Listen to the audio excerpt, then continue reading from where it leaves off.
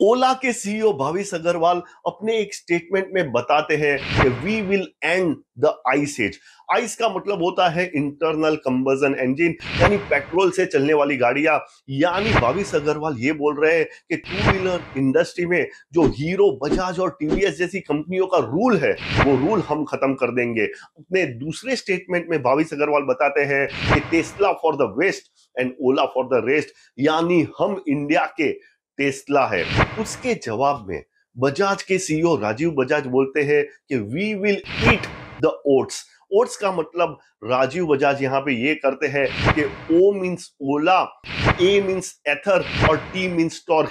यानी ये जो नई नई टू व्हीलर की इलेक्ट्रिक व्हीकल बनाने वाली कंपनियां मार्केट में आई है, उन सभी कंपनियों को हम खा जाएंगे। यानी आने वाले समय में टू व्हीलर इंडस्ट्री में कंपटीशन बहुत ही ज्यादा फियर्स होने वाली है। और उसी बीच ओला इलेक्ट्रिक अपना आईपीओ लेके आ रही है। ये आईपीओ में आपको इन्वेस्ट करना चाहिए, नहीं करना चाहिए, क्या करना चाहिए, इन सभी चीजों के बारे में हम आज के इस वीडियो में बताएंगे। तो आगे बढ़ने से पहले इस वीडियो को लाइक कीजिए, और अगर आप चैनल पे नए हैं तो आप इस चैनल को सब्सक्राइब कीजिए।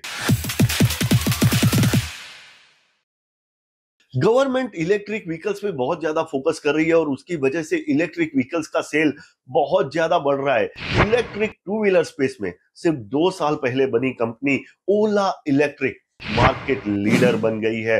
टोटल मार्केट का 33% गेन ओला इलेक्ट्रिक ने कर दिया है, और उसके चलते हीरो, बजाज और टीवीएस जैसी कंपनियों की मुश्किलें बढ़ने लगी है।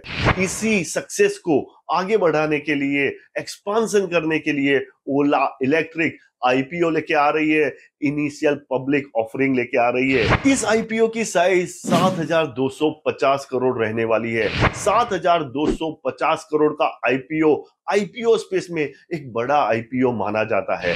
7,250 करोड़ में से 1,750 करोड़ कंपनी अपने ओनर के स्टेक ऑफलोड करने में यूज करने वाली है। करीब 500 करोड़ रुपया डेट के रीपेमेंट के लिए यूज होने वाले हैं, और 1,600 करोड़ रुपए रिसर्च एंड डेवलपमेंट में यूज होने वाले हैं। लेकिन क्योंकि ओला इलेक्ट्रिक के सामने बहुत सारी मुश्किलें, बहुत सारी चैलेंजेस नजर आ रही है, तो इस आईपीओ को क्रिटिकली एनालाइज करना बहुत ही जरूरी है। सबसे पहला प्रॉब्लम, कंपनी ने जो डिटेल्स सेबी को अपने ड्राफ्ट रेड हेरिंग प्रोस्पेक्टस में दी हुई है, उसके हिसाब से कंपनी अपना वैल्यूएशन 60,000 करोड़ का बता रही है, जो इंडस्ट्री एक्सपर्ट्स के हिसाब से बहुत ही ज्यादा है compare to Hero, Bajaj and TVS. दूसरा, कंपनी जो पैसा उठा रही है उसका यूज कैपिटल एक्सपेंडिचर और रिसर्च एंड डेवलपमेंट के लिए करने वाली है।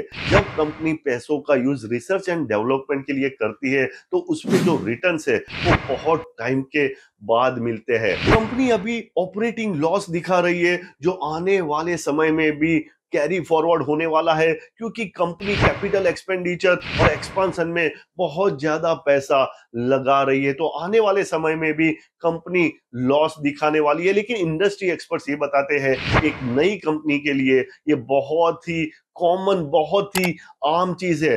दूसरा, बहुत सारे एक्सपर्ट्स ये भी बताते हैं कि जो वैल्यूएशन कंपनी बता रही है वो एक नई, एक स्टार्टअप टेक्नोलॉजी की कंपनी के लिए बहुत ही बराबर वैल्यूएशन है। लेकिन जो सबसे बड़ा प्रॉब्लम है वो है ओला इलेक्ट्रिक की सर्विस। पिछले 2 सालों में ओला इलेक्ट्रिक के कस्टमर्स को बहुत ही ज्यादा सर्विस इश्यूज फेस करने पड़ रहे हैं, और कस्टमर्स बहुत नाराज है, और ये बहुत ही बड़ा कंसर्न है ओला इलेक्ट्रिक के लिए। आप सोशल मीडिया पे चले जाइए, बहुत सारे कस्टमर्स आपको मिल जाएंगे जो ओला इलेक्ट्रिक की कंप्लेन कर रहे होंगे। लेकिन भाविश अग्रवाल ये बोलते हैं कि ये कॉम्पिटिटर्स की चाल है। राजीव बजाज, जो बजाज के सीईओ है, वो बोलते हैं कि ऐसी आधी पकी हुई प्रोडक्ट हम कभी भी मार्केट में नहीं लाएंगे। लेकिन दोस्तों, एक एक बात समझने जैसी है कि सर्विस इंफ्रास्ट्रक्चर आज अपने देश में इलेक्ट्रिक व्हीकल्स के लिए पर्याप्त नहीं है और आने वाले समय में भी इलेक्ट्रिक व्हीकल्स के कस्टमर्स को बहुत ज्यादा प्रॉब्लम्स फेस करने पड़ सकते हैं। ओला इलेक्ट्रिक का और बहुत बड़ा प्रॉब्लम है उसके कॉम्पिटिटर्स। ओला इलेक्ट्रिक के कॉम्पिटिटर्स बहुत बड़ी जायंट कंपनियां हैं, हीरो, होंडा, बजाज, टीवीएस, ये अपने आप में बहुत बड़े नाम है और ये कंपनियां इलेक्ट्रिक टू व्हीलर्स में बहुत ज्यादा इन्वेस्ट कर रही है। इन कंपनियों की ब्रांड इमेज बहुत ही ज्यादा स्ट्रांग है, कस्टमर्स इन पे बहुत ज्यादा भरोसा करते हैं। इनका डीलरशिप का जो नेटवर्क है वो सालों से बना हुआ है, ये भी बहुत ज्यादा स्ट्रांग है। ये कंपनियां रिसर्च एंड डेवलपमेंट की बहुत बड़ी कंपनियां हैं और ये कंपनियों ने अपने R&D के जरिए पूरी दुनिया की टू व्हीलर इंडस्ट्री को हिला के रख दिया है और ये कंपनियां बहुत ही कैश रिच कंपनियां हैं। तो ये कंपनियां, जैसे राजीव बजाज बताते हैं कि ओला जैसी कंपनियों को खा जाने के लिए पर्याप्त है। तो ओला इलेक्ट्रिक ने फर्स्ट मूवर एडवांटेज लेके मार्केट शेयर तो बढ़ा लिया, लेकिन इस मार्केट शेयर को बरकरार करना ओला इलेक्ट्रिक के लिए बहुत ज्यादा मुश्किल रहने वाला है।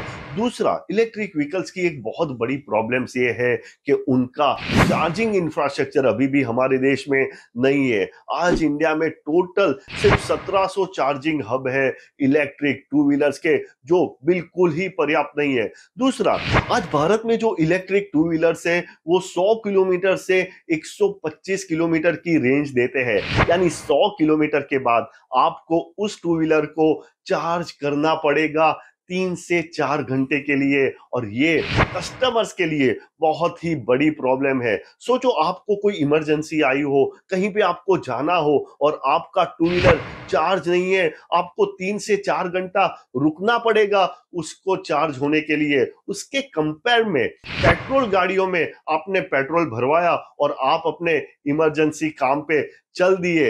इस प्रॉब्लम की वजह से आज टोटल मार्केट का सिर्फ 5% two wheeler market electric two wheeler के पास है, 95% मार्केट अभी भी पेट्रोल गाड़ियों के पास है।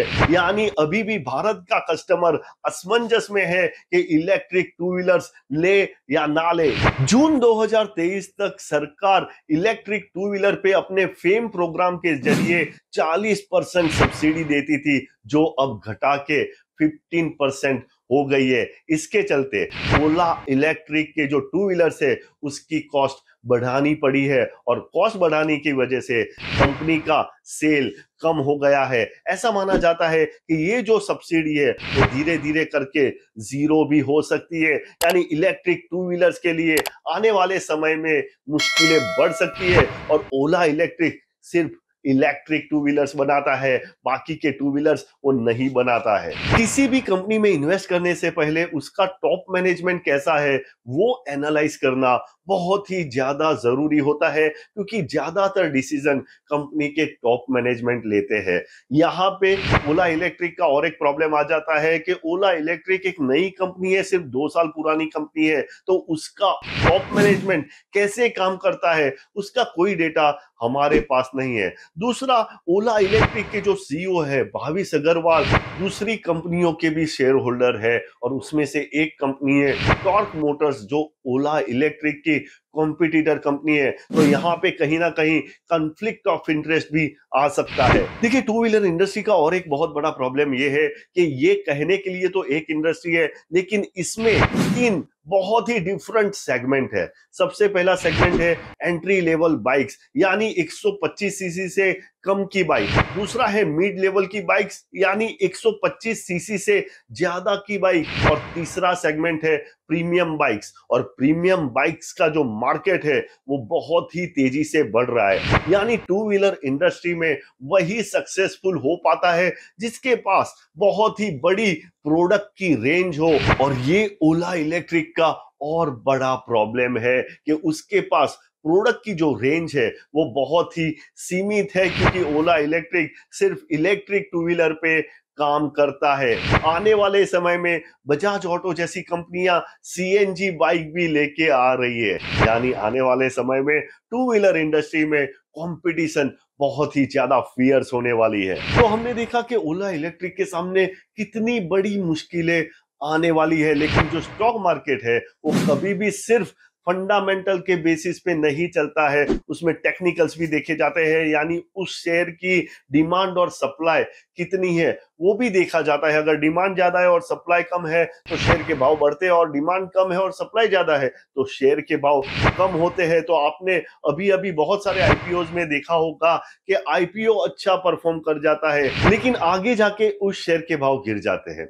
दूसरा, आप जब भी कभी इन्वेस्टमेंट करें तो अपॉर्चुनिटी कॉस्ट जरूर देखें, यानी अगर आपके पास 1 लाख रुपए है तो आपके पास कौन कौन से ऑप्शन अवेलेबल है इन्वेस्टमेंट करने के, और जो बेस्ट ऑप्शन है उसको ही आप सिलेक्ट करें। आशा करता हूं ये वीडियो आपको पसंद आया होगा। इस वीडियो को ज्यादा से ज्यादा लोगों के साथ शेयर कीजिए, जिससे सबको पता चले कि ओला इलेक्ट्रिक इन पर्टिकुलर और two wheeler industry in general क्या क्या प्रॉब्लम आने वाले समय में आने वाले हैं। इस वीडियो को लाइक कीजिए, और अगर चैनल पे नए हैं तो हमारे चैनल को सब्सक्राइब कीजिए। अपडेटेड रहिए, इन्फॉर्म्ड रहिए, क्योंकि दुनिया बदल रही है।